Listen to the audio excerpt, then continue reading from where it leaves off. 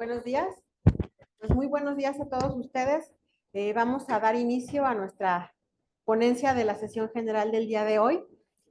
Y hoy nos acompaña para darnos un tema muy importante. El tema es relación de la microbiota intestinal con el desarrollo de depresión y ansiedad.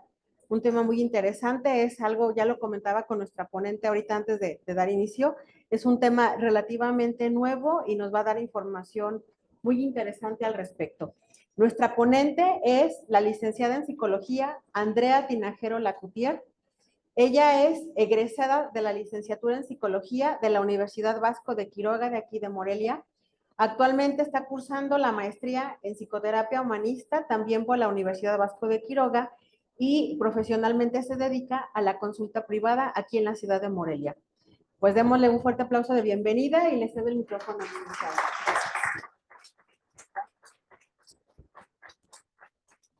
Buenos días a todos y pues quiero agradecerles primero por la invitación a dar esta charla.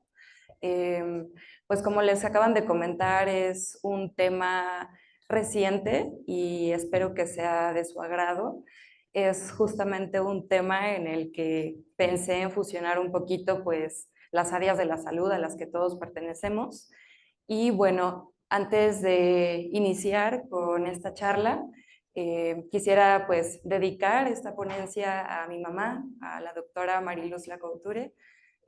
Gracias, Ma. Y pues bueno, esto es para ti y es fruto también del cariño y el amor que siempre me has dado. Entonces, bueno, doy inicio a este tema. Bueno, de manera introductoria, pues yo sé que todos hemos escuchado en algún momento que el intestino es el segundo cerebro. Y pues ahora en la actualidad hay argumentos, hay investigaciones, hay evidencia que demuestra que hay una relación entre el desarrollo y el funcionamiento del cerebro con pues la función, el papel protagónico que ejerce la microbiota en la posibilidad de influir en afecciones neuropsiquiátricas. Entonces, bueno, para comenzar es importante definir qué es la microbiota. Aquí les coloqué algunas definiciones, las pueden ver en ambas pantallas. Y bueno, la primera de ellas menciona que la microbiota a nivel general es un conjunto de millones de microorganismos que convergen de manera simbiótica en el organismo. Esta definición es un tanto general porque, bueno, pues no me dejarán mentir, la microbiota no pertenece únicamente al intestino, sabemos que se puede hablar de microbiota de distintas áreas del cuerpo, entonces, bueno, la puse ahí como para entender que es un conjunto de microorganismos que convergen de manera simbiótica. La siguiente definición menciona que la microbiota es una combinación de dos palabras, micro y bioma. Por lo tanto, lo entendemos como una comunidad microbiana característica en un hábitat razonablemente bien definido que tiene propiedades físico-químicas distintas como su teatro de actividad. Entonces, bueno, son un conjunto de microbios que convergen en un área específica del cuerpo y tienen funciones específicas. Y finalmente, se hace referencia a que la microbiota es un ecosistema microbiano que coloniza permanentemente el tracto gastrointestinal y una serie de microorganismos que se van a encontrar ahí de manera transitoria. Además, como antecedente, la microbiota intestinal humana va a abarcar 10 a la 14 microorganismos residentes que van a incluir virus, hongos, bacterias, que son comensales en el tracto gastrointestinal humano, principalmente en el intestino grueso. Y bueno, ya hablando como de números más específicos, la población microbiana del intestino humano incluye unos 100 billones de bacterias de 3,000 a 5,000 especies. Y bueno, justo como estaba platicando ahorita con la doctora, desde el año 2000 ha habido un incremento exponencial en el número de investigaciones que correlacionan la microbiota intestinal con la salud mental. Si ustedes buscan en la literatura, van a encontrar muchas investigaciones que van a relacionar la microbiota intestinal con obesidad, con diabetes, con síndrome metabólico, digamos, con enfermedades que son meramente físicas. Sin embargo, desde hace unos años se ha encontrado que hay una relación con problemas de salud mental, tales como trastornos del neurodesarrollo, autismo, Alzheimer y esquizofrenia. Y, por supuesto, depresión y ansiedad, que es justamente el tema de esta charla. Y bueno, aquí en esta gráfica, pues es justamente para mostrarles que desde el año 2000 fue que empezaron como a comenzar a investigar qué pasaba con la alimentación, qué pasaba con pues los problemas de salud mental, ¿no? Y que en los últimos años se ha ido conociendo más. Y si ustedes se fijan, desde un poquito antes de la pandemia, por ahí 2018-2019, han comenzado a haber muchísimas investigaciones que pues justamente nos permiten comprobar esto, ¿no? Hay una relación pues muy evidente de la microbiota con los problemas de salud mental. Y bueno, ya teniendo como este antecedente, es importante entender la prevalencia de los trastornos mentales en México. Aquí yo les puse algunas estadísticas de la Secretaría de Salud. Y bueno, estas son estadísticas del año 2020, pero bueno, para el 2020 se estimó un total de 127.7 millones de mexicanos, de los cuales 51.0% del sexo femenino y 49.0% del masculino. El 45.5% de la población cuenta con derecho a bienestar de la seguridad social y el 54.5% no cuenta con este beneficio. Entonces se estima que hay una prevalencia anual de los trastornos mentales de una quinta parte de la población. Entonces estamos hablando más o menos de un 19% de la población. Sin embargo, no todas las personas que padecen algún trastorno mental lo viven con la misma intensidad. Los trastornos mentales se clasifican pues de acuerdo a su intensidad y aquí las estadísticas nos muestran que los trastornos leves se presentan en un 33.9% de los casos, los trastornos moderados 40.5% y los que son graves o severos en un 25.7%. Ahora bien, los trastornos más frecuentes son depresión, el 5.3% de la población, seguido por trastorno de consumo de alcohol, 3.3%, y trastorno obsesivo, 2.5%. Entonces, bueno, esta tablita es más que nada para ejemplificar pues la prevalencia de los trastornos mentales. Digamos que estos son los que más se tratan en las instituciones de salud, sin embargo, bueno, sabemos que hay muchos más.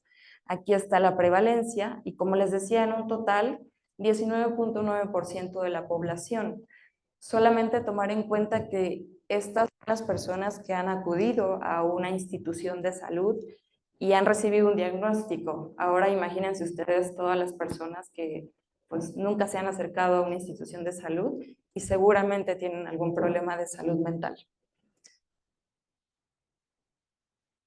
Y bueno, en relación con esta brecha de atención o tratamiento, es importante mencionar que en promedio el 81.4% de las personas no reciben la atención apropiada.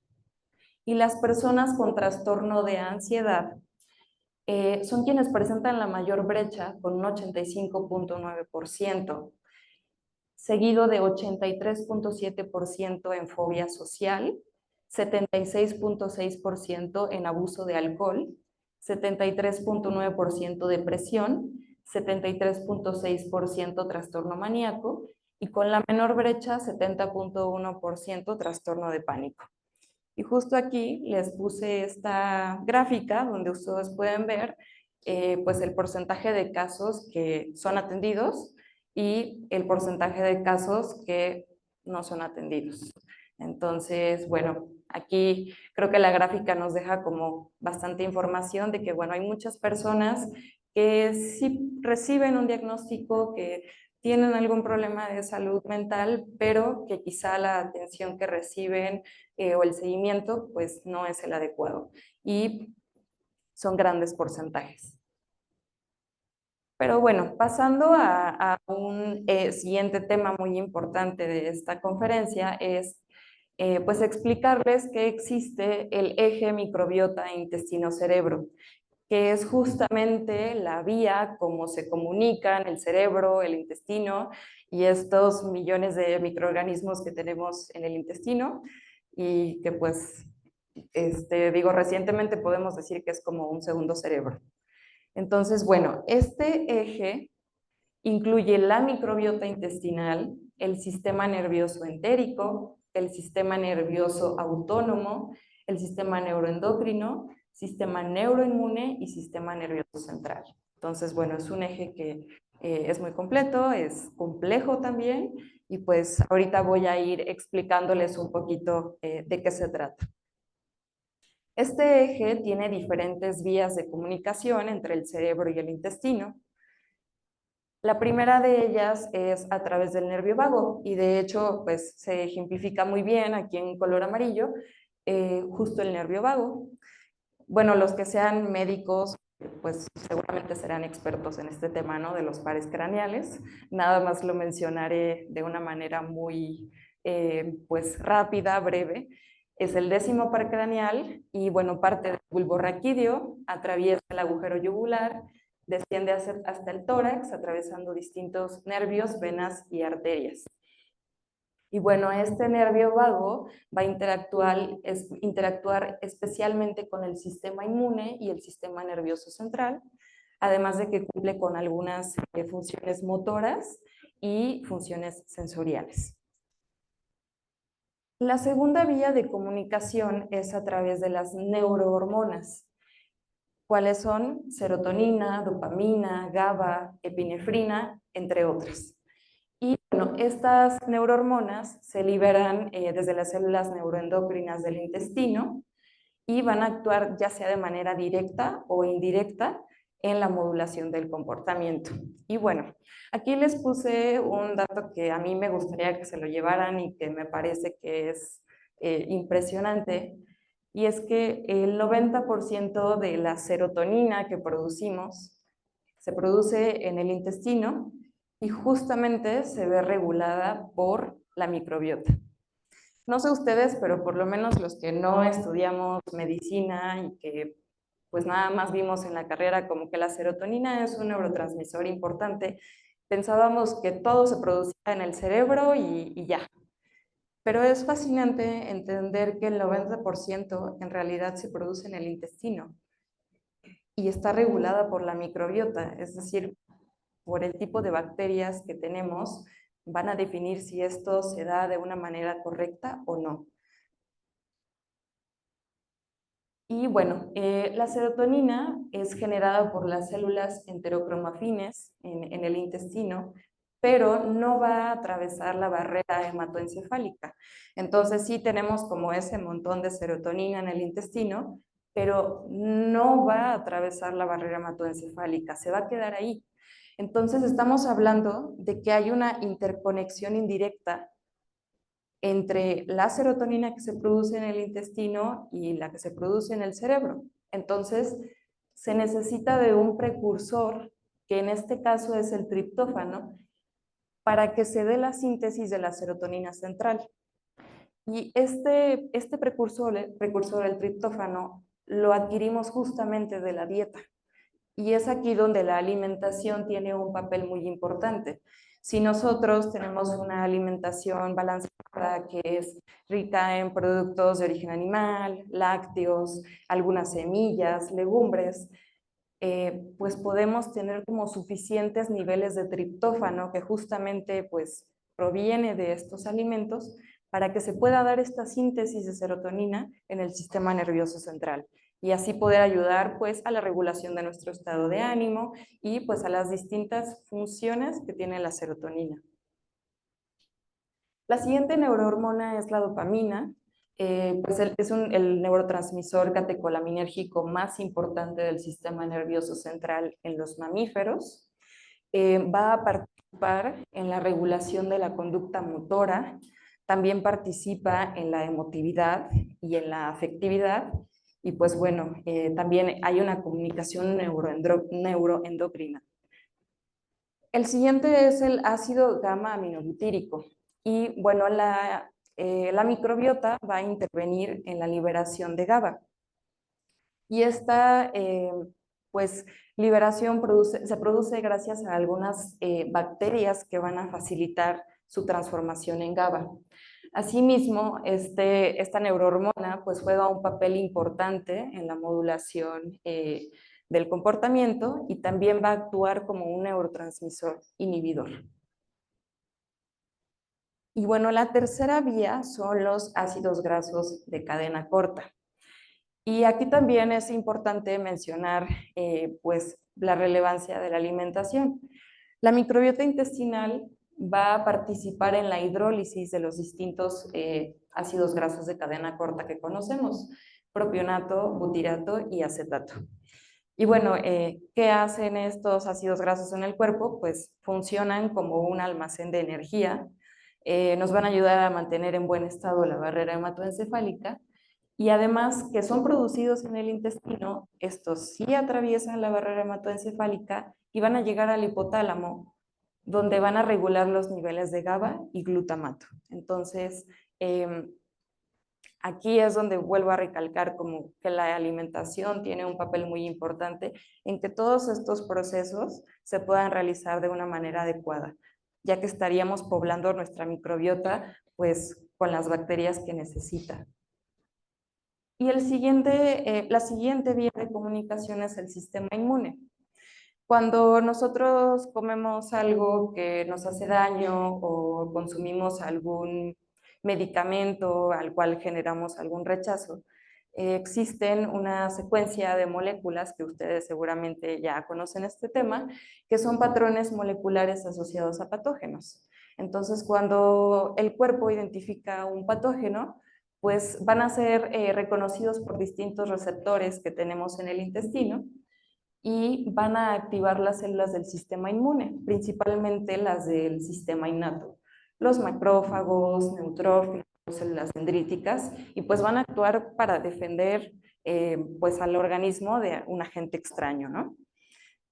Y se va a producir una reacción inflamatoria. Como ustedes saben, cuando hay algo en el cuerpo que no está bien, se inflama. Esa es la manera como reacciona el cuerpo. Entonces, estas citocinas inflamatorias que atraviesan la barrera hematoencefálica van a actuar a nivel de las células gliales, alterando su estado de activación y función. Y como sabemos, estas células son las que le dan estructura y soporte a las neuronas. Entonces, imagínense pues, el riesgo de cuando hay algún agente extraño en nuestro cuerpo.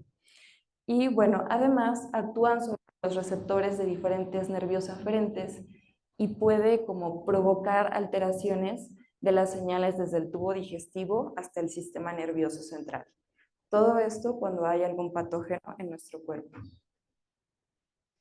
Y bueno, profundizando un poquito más en el tema de la relación de la microbiota intestinal con el sistema inmunológico, algunos autores mencionan que las relaciones humano-microbiota inician desde el desarrollo intrauterino.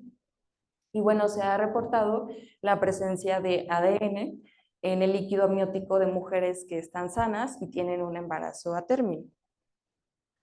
Entonces, bueno, es hasta el momento del nacimiento que un bebé comienza a interactuar de una forma más activa con una importante cantidad de microorganismos del ambiente.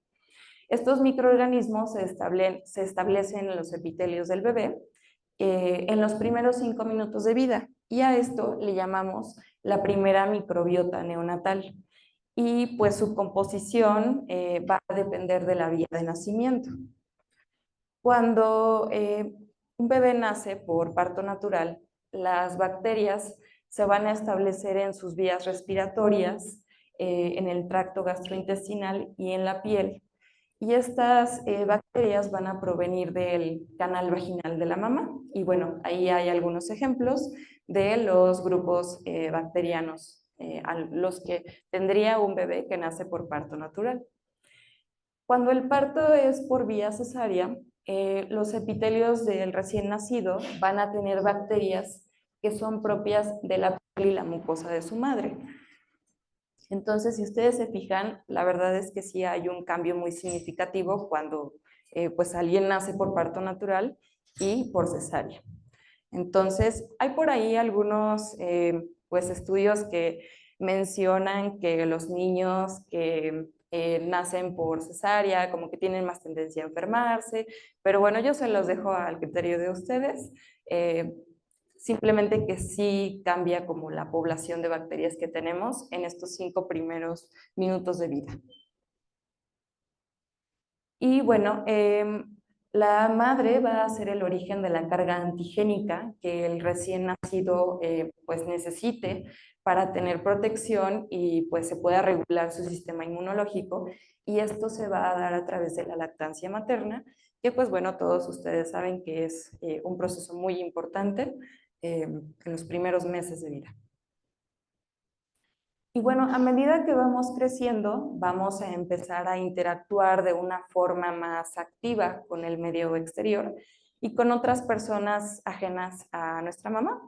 Entonces, pues esto va a hacer que la diversidad la diversidad microbiana que tengamos, pues vaya aumentando. Y esto va a hacer que haya una respuesta inmunológica, pues también adecuada, y pues homeostasis en los epitelios de un bebé.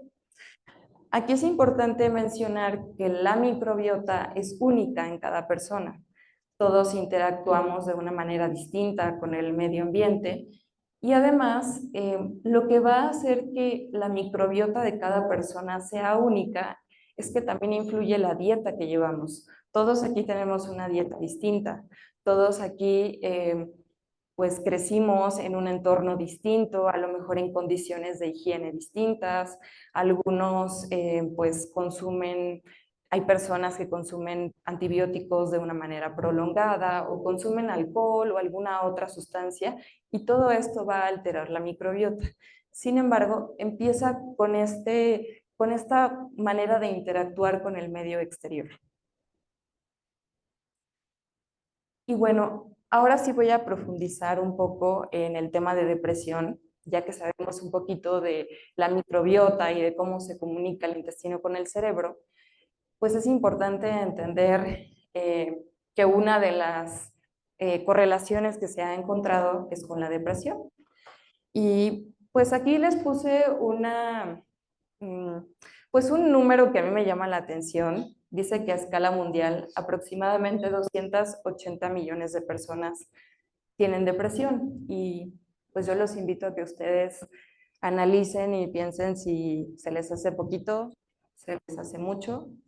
Eh, a mí de manera personal me parece que son muchos más millones de personas que padecen depresión, sobre todo después de la pandemia, porque esta cifra es después de la pandemia, pero a título personal me parece que son más. Y bueno, nosotros en el campo de la psicología, para poder diagnosticar a una persona y darle el seguimiento o el tratamiento que necesita, pues nos basamos en los criterios diagnósticos del DSM-5, que yo me imagino que muchos de ustedes conocen. Es el Manual Diagnóstico y Estadístico de los Trastornos Mentales de la Asociación Americana de Psiquiatría, en su quinta edición, que es la más vigente. Y bueno, el DSM-5 nos muestra distintos criterios diagnósticos para la depresión. De manera resumida, tienen que ver con un estado de ánimo deprimido, tienen que ver con esta falta de motivación, con este dejar de hacer cosas, y algo que pues caracteriza a la depresión es justamente esta parte de pensamientos de muerte recurrentes, ideas suicidas, tener algún plan para llevarlo a cabo o incluso ya haberlo intentado. Entonces, hay que tener mucho cuidado a la hora de diagnosticar a una persona con depresión. todos estos criterios diagnósticos, todos estos síntomas deben de estar presentes en la persona por un gran tiempo y pues tener mucho cuidado a la hora de hacer el seguimiento, tanto en terapia o ya sea un psiquiatra, pues para no confundir la depresión con alguna otra situación de salud mental. Y lo mismo pasa con la ansiedad. Aquí les puse los criterios diagnósticos para, bueno, hay distintos trastornos de ansiedad. Aquí les puse para el trastorno de ansiedad generalizada. Y pues bueno, se caracteriza por una preocupación excesiva y una dificultad para controlar esta preocupación. Hay fatiga constante, irritabilidad, problemas de sueño y pues un significativo deterioro en las áreas social, laboral, familiar, espiritual, personal. Entonces, ¿qué caracteriza a las personas tanto con depresión y ansiedad? Que justamente son, pues yo diría que los problemas de salud mental más preocupantes y comunes a nivel mundial, pues es justamente como este cambio de percepción de la realidad, que sí están presentes estos síntomas, pero sí hay un cambio en el día a día, en la forma de experimentar, pues ahora sí que lo más ordinario. Entonces, pienso que los psicólogos y los psiquiatras tenemos pues un gran reto a la hora de diagnosticar, a la hora de acompañar a las personas, pues para que no caigamos como en algún error a la hora de hacer un diagnóstico. Y bueno, aquí paso como a una parte muy interesante de esta charla, que justamente es ver qué nos dice la ciencia, qué se ha encontrado en relación con la microbiota y el desarrollo de depresión y ansiedad. Porque justamente hace un momento les mencionaba que pues ustedes pueden encontrar investigaciones que hablan de la microbiota en relación con la obesidad o la diabetes, incluso, y los recomiendo mucho, buscar la relación que se ha encontrado con el Alzheimer, con el autismo. No me dejarán mentir que las estadísticas de autismo últimamente se han elevado muchísimo y hay evidencia que demuestra que tiene una relación con la alimentación. Entonces, les invito a que revisen eso. Sin embargo, bueno, ahorita voy a profundizar en la relación con depresión y ansiedad. Este primer artículo fue publicado en 2019 y bueno, este fue un experimento que se hizo con ratones y se puso en práctica el trasplante de microbiota intestinal de personas que tenían depresión a un grupo de ratones. Y después de darles un seguimiento a este grupo de ratoncitos, se dieron cuenta de que empezaban a tener un comportamiento depresivo, así como en las personas. Y esto les sirvió a los investigadores para darse cuenta de que los comportamientos depresivos están más regulados por la microbiota intestinal, mientras que los comportamientos de tipo ansiedad se ven afectados por los cambios de la actividad neuronal relacionados con el estrés. Entonces, este fue el hallazgo que ellos encontraron. En el siguiente artículo, el potencial neuroactivo de la microbiota intestinal humana en la calidad de vida y la depresión. Este fue un estudio que, bueno, el artículo fue publicado en 2019, pero me parece que el estudio se llevó a cabo en 2016 en Bélgica. Fue un estudio que se llamó el Proyecto Flamenco de la Flora Intestinal. No sé si alguno de ustedes llegó a escucharlo, pero tuvo más de 1000 participantes. Y lo que buscaban era justamente pues obtener las heces de personas con depresión y analizar la microbiota que había en ellos. Entonces utilizaron secuencias de ADN y a la hora de analizar los taxones de los microbios que estaban pues utilizando indicadores de calidad de vida y niveles de depresión de estas personas, se dieron cuenta de que en su microbiota había una disminución de 2 grupos de bacterias muy importantes. Estas bacterias se relacionan con la calidad de vida porque permiten que en el intestino haya una mejor absorción de nutrientes. Y en las personas con depresión, incluso después de haber pues pasado como los efectos de los fármacos antidepresivos, todavía seguían teniendo esto en su microbiota. Entonces, va muy relacionado con el siguiente artículo que les traje. Este, de hecho, fue un experimento que se hizo aquí en México por la Academia Mexicana de Cirugía, y pues fue justamente poner en práctica el trasplante de microbiota intestinal de una persona sana a 6 participantes que tenían diarrea severa, tenían ansiedad y síndrome de colon irritable. Entonces se les hizo el trasplante y se hizo un seguimiento de 1 año en total después del trasplante. Y bueno, el artículo arroja como los resultados de cada uno de los problemas de salud que tenían estos participantes, pero en el tema de ansiedad sí hubo una mejora de hasta un 70% después de recibir este trasplante de microbiota. Entonces, pues se dieron cuenta de que el trasplante es pues un método efectivo, es el único tratamiento aprobado por la FDA y que se ha demostrado su efectividad. Entonces, en temas de ansiedad, mejoró bastante el participante que tenía ansiedad. Y finalmente, este es un estudio que se publicó, me parece que también en 2022. Este estudio se llevó a cabo por el Instituto de Biomédica en la Universidad de Girona, en España. Fue encabezado por el doctor José Manuel Fernández Real y el doctor Jordi Maineris. Y bueno, ellos querían comprobar si la presencia de un aminoácido, que es la prolina, si su presencia en la alimentación era una causa de depresión en las personas. Entonces, ellos hicieron un trasplante de microbiota de una persona deprimida a un grupo de ratones. Entonces, se dieron cuenta, después de dar el seguimiento, que los ratones empezaban a tener este comportamiento depresivo. Posterior a eso, hicieron otro estudio en el que indujeron un comportamiento depresivo en una especie de moscas en las que pues, se puede inducir este comportamiento depresivo, y dividieron a este grupo de moscas en 2 grupos. Un grupo de moscas tenía una alimentación rica en lactobacilos, que en ratones se ha demostrado que disminuye la depresión, y el otro grupo de moscas recibía una alimentación rica en prolina. Y se dieron cuenta que las moscas que recibieron esta alimentación rica en prolina se deprimían.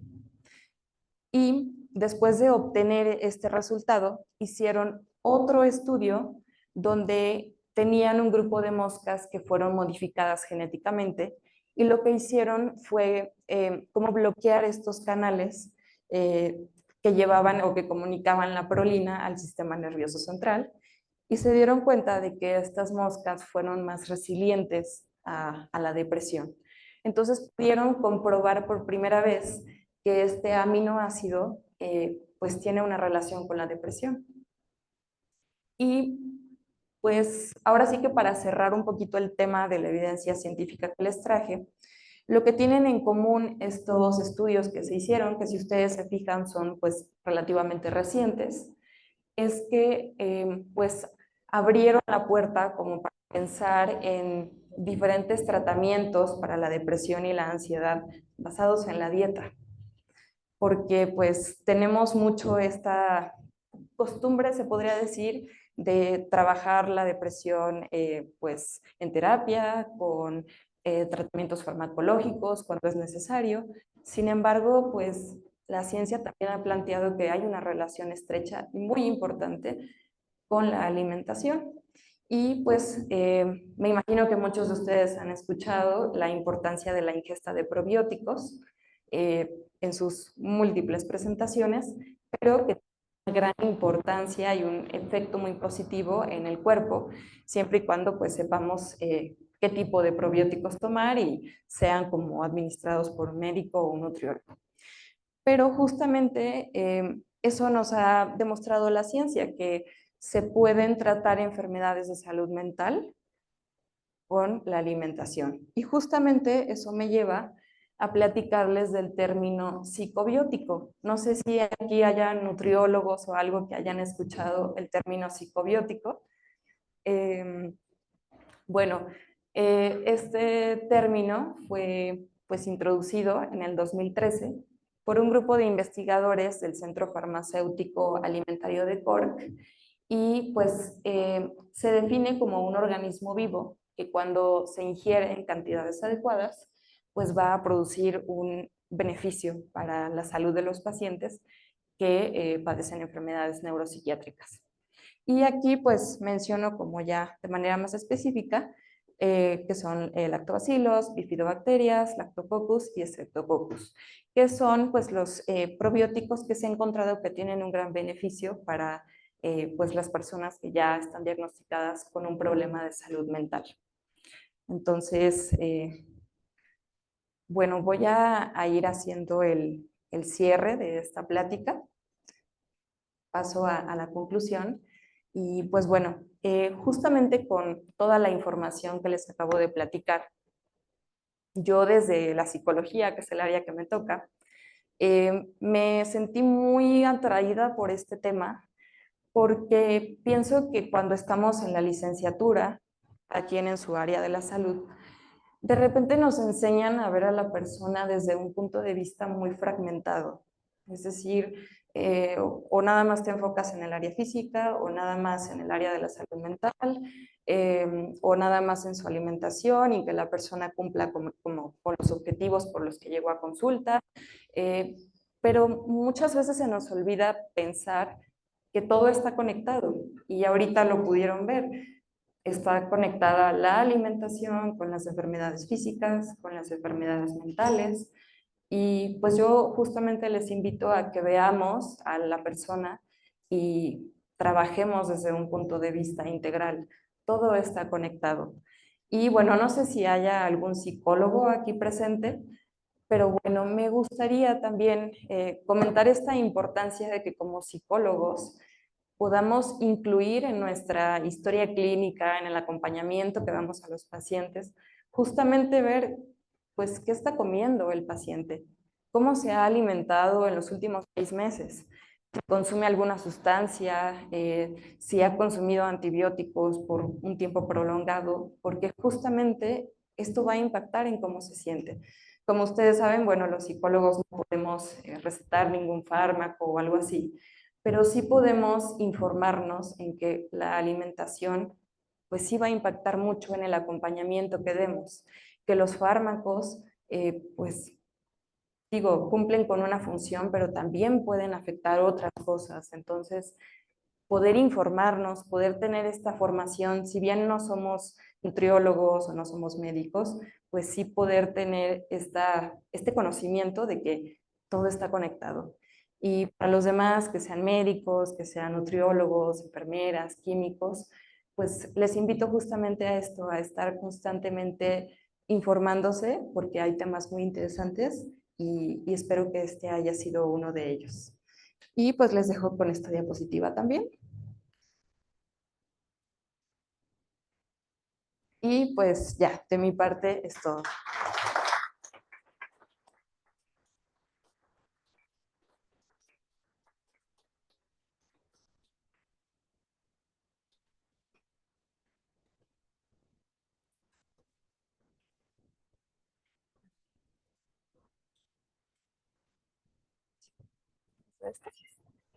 Sí, gracias, licenciada.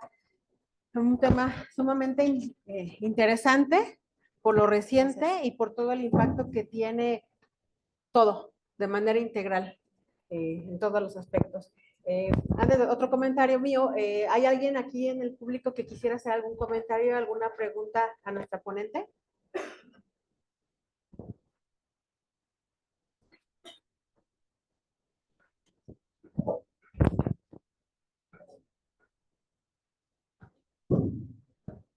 ¿Tengo esto por acá? Felicitarme porque está teniendo una oportunidad de análisis de todo esto que es la alimentación específico. La proteína se encuentra en la gran cantidad de alimentos que consumimos normalmente. Entonces, pregunta, tenemos que combinar toda esta alimentación y agregar adicionalmente los probióticos.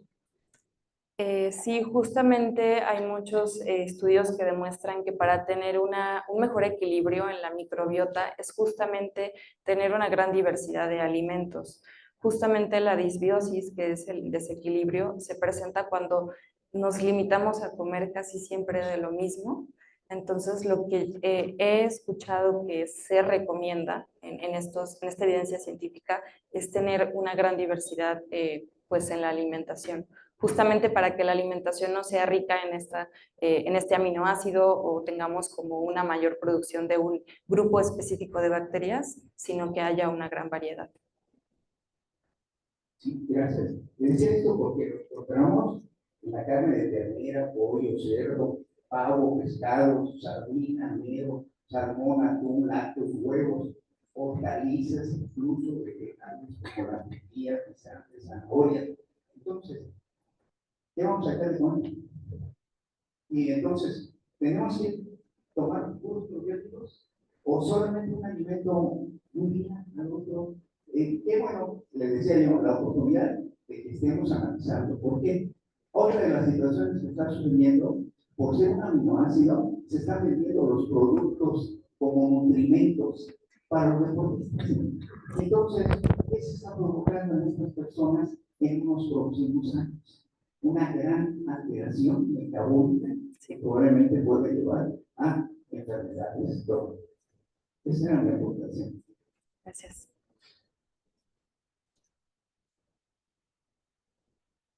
¿Alguien más? ¿Algún otro comentario?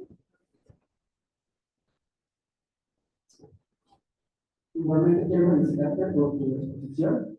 Gracias. Sí, he leído algunos artículos, pero una reseña de la relación de la disbiosis con los trastornos mentales. También, por ejemplo, baja la esquizofrenia, los trastornos de bipolaridad. A veces nosotros, como médicos, tenemos muy malos hábitos alimenticios. Comemos cuando se pueda, la Coca-Cola, alimentos procesados. Entonces estamos haciendo con las flores, pues, prácticamente no las tenemos bien. Como dice el doctor Pedro, hay alimentos que debemos consumir diarios. ¿Por qué me gusta la cachorra? Nadie compra las cachorras, mejor se compran unos taquis, luego, es lo que les gusta. Igual los espárragos, la cebolla, no, porque se muere la boca. Entonces, esos alimentos son los que nutren a la flora que tenemos en el intestino grueso. Debemos empezar a enseñar a alimentarnos. Si hubiera estado bien, hubiera estado un nutriólogo para que nos explicara más.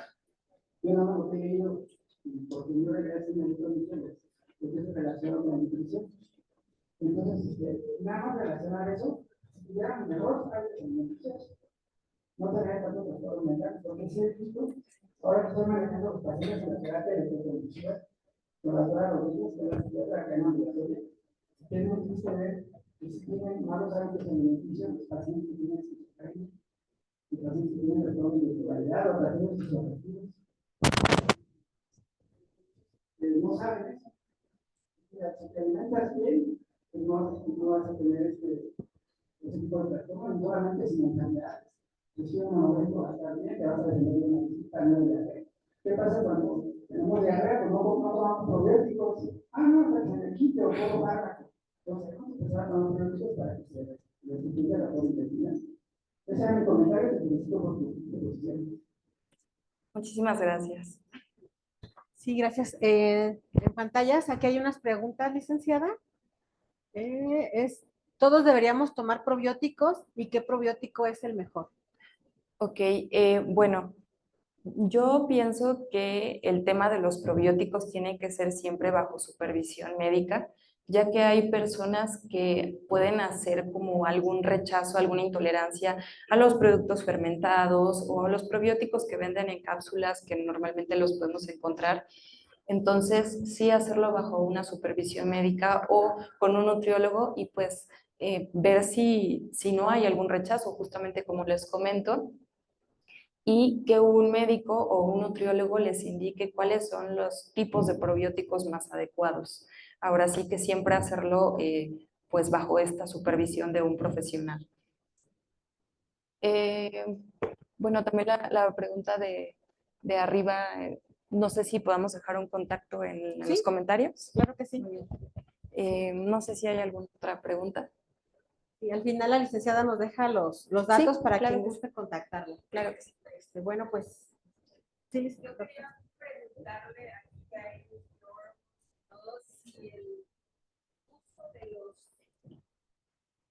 los órganos los ayudan también a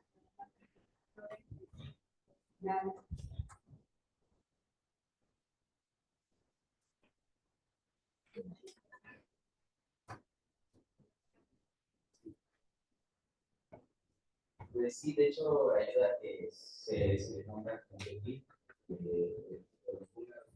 principalmente un abuso de ese tipo de lactobacilos de celular nos va a perjudicar. Muchos estudios se ha dicho, se ha visto que muchos, igual como todo en la alimentación, no hay una nutrición que haya restringido en un alimento.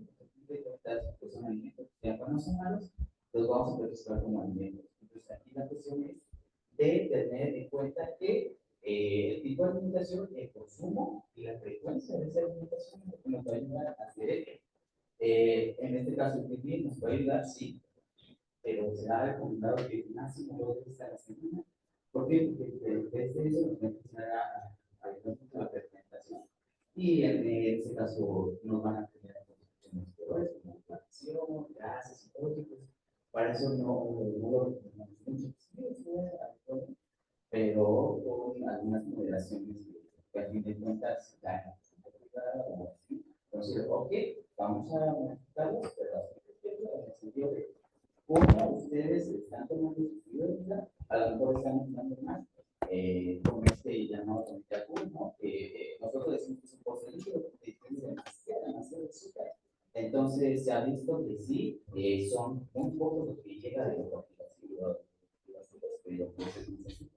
entonces empiezan, pues es saludable, evidentemente no. No es malo ni bueno, pero no, realmente no se da mucho como otros tipos de lactobacilos que nos podrían ayudar. Hay uno que es un poco mejor, que es el azúcar, que tiene un 40-50% menos de azúcar, que es estable, o sea, también podemos meter, pero igual no siempre, porque pues el nos puede ayudar en este caso, o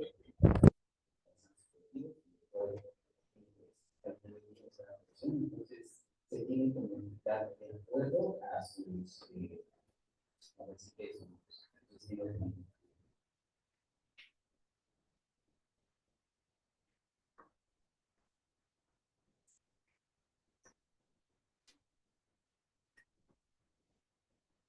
Bueno, pues si ya no hay más comentarios, licenciada, no me queda más que agradecer este tema por demás interesante y que dan para muchas más sesiones generales y seguir estudiando y sobre todo que tengamos muy presentes que estamos interrelacionados con otras disciplinas. Entonces tenemos que estar en constante comunicación, en un buen diálogo para poder dar un mejor apoyo a nuestros pacientes y, ¿por qué no?, también a nosotros, que hay que empezar con el ejemplo.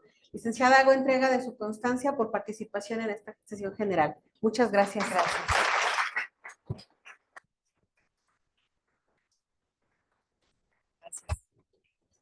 Bueno, si no hay más comentarios, damos por terminada la sesión. Gracias.